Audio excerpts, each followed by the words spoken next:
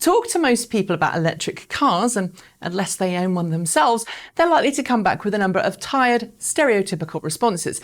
They'll tell you that electric cars are slow and boring, that they can't travel very far, that you need to replace the battery every few years, and that they're only vehicles that the very rich can afford. In the past couple of years, lots of work has been done on dispelling those myths by owners, advocates, and some companies within the industry. But even among fans of electric vehicles, that last one, that electric vehicles have to be high-end models, is a tough nut to crack.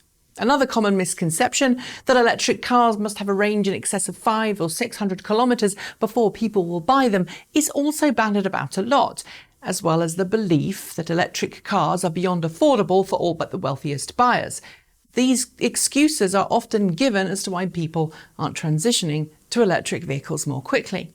But in Europe, there's one car more than any other which seems to be proving those two opinions wrong: the Peugeot e208. It was revealed earlier this year alongside a standard gasoline variant of the 208, and demand for the plug-in is currently far higher than anyone thought it would be.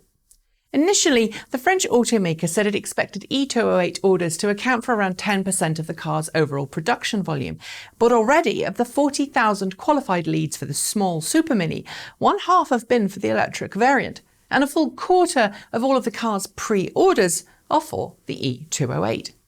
It's not a particularly tech-filled car, it's not aimed at high-end luxury markets, and it doesn't go a zillion kilometres per charge. So why is it doing so well? Simply put, it comes down to a number of very important factors about the way the car is designed and is being marketed. It's a fun, funky design. It doesn't look overly weird. In fact, it's barely indistinguishable from the petrol counterpart, and it offers decent range for a decent price.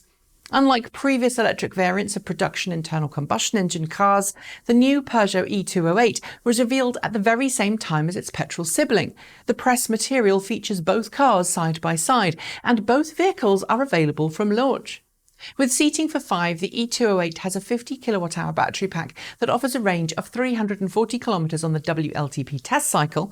I'd knock off about 10% for a real-world figure. It features a 100 kilowatt electric motor that's capable of a stoplight sprint of 8.1 seconds, and charging can be done via the standard 7.5 kilowatt onboard charger or 100 kilowatt CCS quick charging inlet.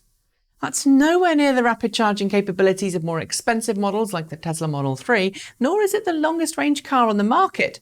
But its no-nonsense, unassuming design and more than enough range makes it an ideal car for many, many Europeans. And because the 208 is well established and a well-known model throughout Europe, I'm guessing some brand loyalty will come into play for existing customers ready to switch to their next car.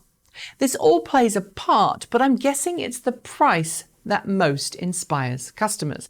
At around 30 to 32,000 euro in Germany, including taxes but not before incentives, the e208 is more expensive, a lot more expensive than the internal combustion engine 208.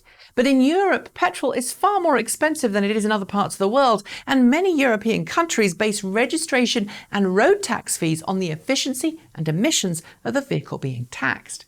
In other words, while the on-the-road price of the e208 is far higher than it is for its internal combustion engine sibling, the total cost of ownership isn't far off either vehicle. In fact, says Peugeot, an all-electric e208 should cost the owner less than €400 a month to own and fuel, assuming €3,500 deposit at point of purchase, which is about the same as its 1.2-litre turbo petrol model.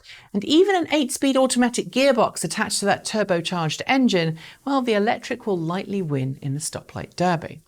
Add in the lower cost of maintenance from electric, and I think it's easy to see how Peugeot is getting far more orders than it originally planned for. It's a car that it's made compelling on paper in a form factor that's well suited to the market it's in. And rather than making electric a weird, unusual thing with strange looks, it's just another powertrain choice which, when all things are considered, is just as cheap, if not cheaper, to own than a comparable petrol model.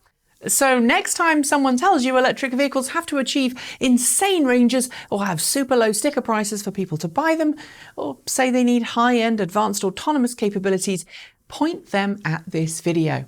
If the car is priced right, people will buy it, especially if it goes up against an identical car that has a petrol engine that's going to be more expensive to own in the long term.